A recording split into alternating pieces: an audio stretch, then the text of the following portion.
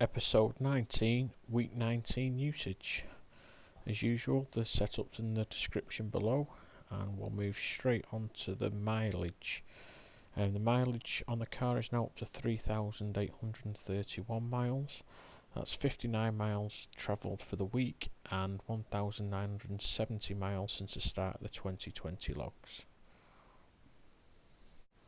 The generation is now up to 30,303 kilowatt hours, which works out at 136 kilowatt hours for the week and 1,314 kilowatt hours since the start of the 2020 logs. The smart meter is now reading 7,947 kilowatt hours, which means we've pulled 63 kilowatt hours from the grid for week 19. And that's 5,356 kilowatt hours since the start of the 2020 logs. The Eddi reading's gone up slightly, so we've had 6.41 kilowatt hours for the month, and we're up to 95 kilowatt hours for the year. Moving on to the Tesla data, which the import reading is very close to the actual smart meter, just half a kilowatt out. So we've had home usage of 184 kilowatt hours, we've had 132 kilowatt hours of solar, we've had 55.7 kilowatt hours from the powerwall, 63.5 kilowatt hours drawn from the grid, with 3.6 kilowatt hours going back into the grid. On Monday the 4th of May we had 10.7 kilowatt hours drawn from the grid, with 0.1 going back.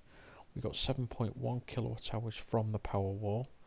We had a solar generation of 16.9 kilowatt hours, and home usage was 24.5 kilowatt hours.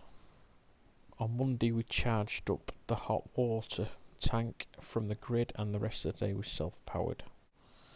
On Tuesday the 5th of May we had a 5.3 kilowatt draw from the grid, with 0.1 going back. We got 6.8 kilowatt hours from the powerwall.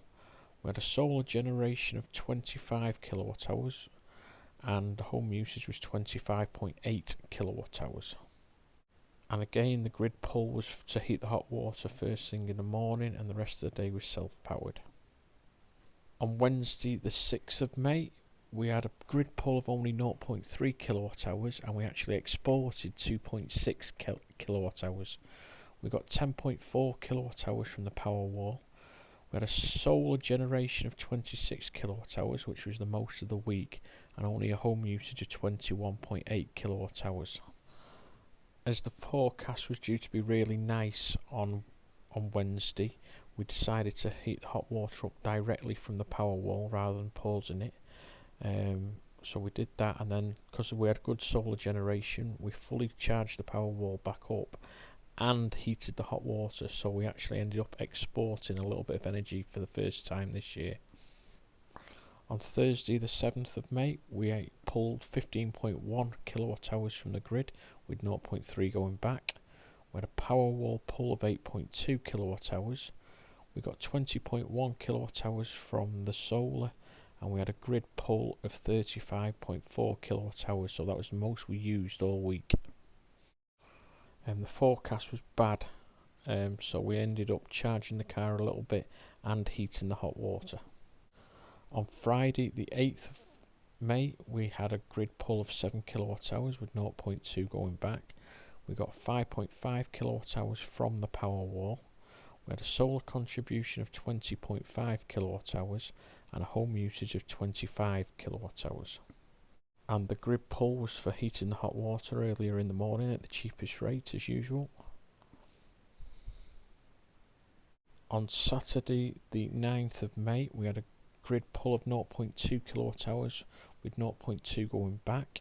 We got 9.4 kilowatt hours from the Powerwall. We only had a solar contribution of 15.4 kilowatt hours, but the home usage was only 17.8 kilowatt hours. The grid pull was low because we heated the hot water directly from the Powerwall and took the chance that we would have enough solar to get us through the day. On Sunday the 10th of May we had a grid pull of 24.9 kilowatt hours, with 0.1 going back. We got 8.3 out of the Powerwall. We had a solar contribution of only 8.7 kilowatt hours, which was the least of the week, and the home usage was 34.6 kilowatt hours. And there was a poor solar day, so we heated the hot water and charged the powerwall from the grid early in the morning at the cheaper rate. The gas data, we've had 4.85 kilowatt hours used this week at a cost of £1.35 including the VAT and daily charge, which now takes our gas for the whole year up to £25.63. As usual, thanks for watching, and if you've got any questions or comments, please add it to the section below.